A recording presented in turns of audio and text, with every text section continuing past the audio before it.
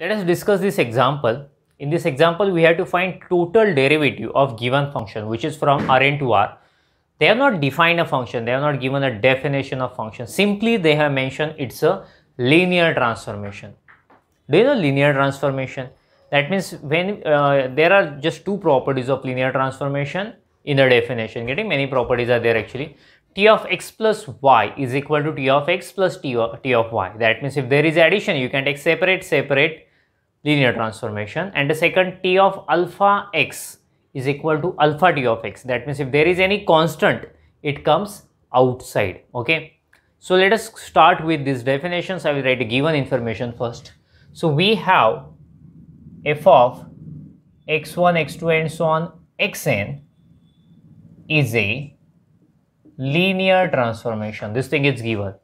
After that we require 2 points. I am going to follow the same method which we have already followed for previous examples. We require 2 points A and H. Let us take them.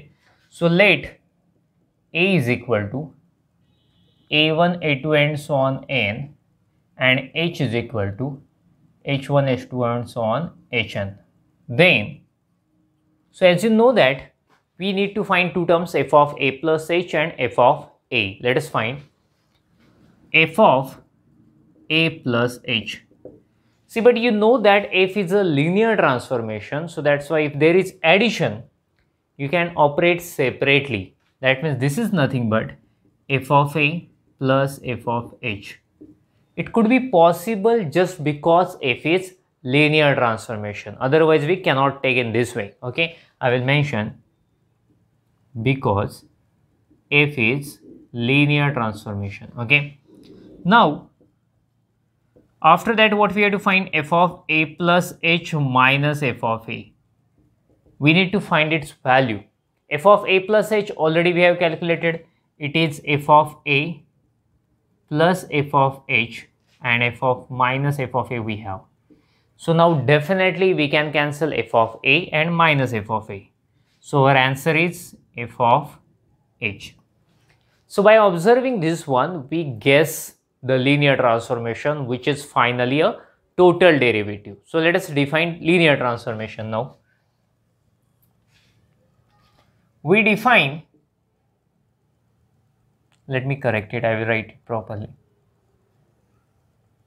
See, we define a linear transformation T from Rn to R as T of h is equal to, see, whatever f of a plus h minus f of a, if there is any linear term, we will consider it as a linear transformation. But see what we have got as a difference, f of h. So I will declare T of h is nothing but f of h.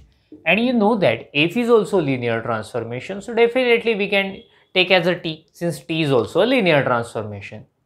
So after having f of a plus h minus f of a, and by defining linear transformation, we will find the value of that very important term, that is f of a plus h minus f of a minus t of h.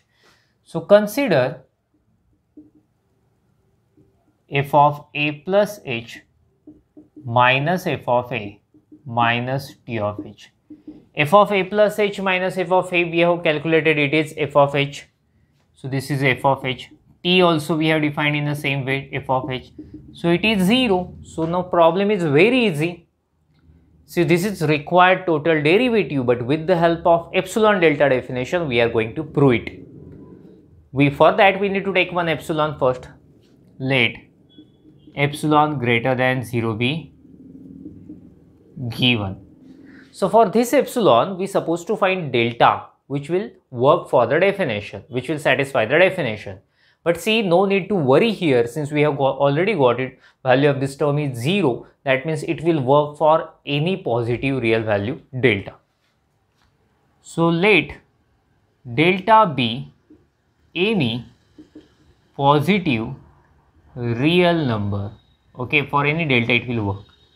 Then we will discuss definition. Norm h less than delta implies mod f of a plus h minus f of a minus t of h divided by norm h. So its value already we have calculated. Its value is 0. 0 upon norm h. So you know that 0 upon anything 0, and this is less than epsilon, since epsilon is greater than 0. Your definition is satisfied here. Norm h less than delta implies this one less than epsilon. So there is no more space. You can make a screenshot of it, then we will go further. So therefore, I will write the same thing again. Therefore, norm h less than delta implies what we have proved, mod f of a plus h minus f of a minus t of h divided by norm h less than epsilon. That is, in terms of limit, we can write this definition as, that is limit h tends to 0 mod f of a plus h minus f of a minus t of h divided by norm h is equal to 0. So that means definition is satisfied. So we can declare f is differentiable at a. So therefore, f is differentiable at a belongs to Rn, and its total derivative is, we write in this way, d f of a of h, which is equal to t of h, and that is nothing but our f of h. Getting? So in this way we have calculated. See, but a is any arbitrary point. Let me write that thing here. But a belongs to Rn is any arbitrary point. So it is any arbitrary point. So therefore, what can we say? Therefore, f is differentiable at each point of Rn. So therefore, f is differentiable at each a belongs to Rn. Getting? So therefore, it is differentiable at each point. So that's why we can declare f is a differentiable scalar field. So therefore, f is differentiable scalar field. Okay, so in this way we have completed this example. Okay, but apart from this calculation, I would like to tell you what we are getting exactly.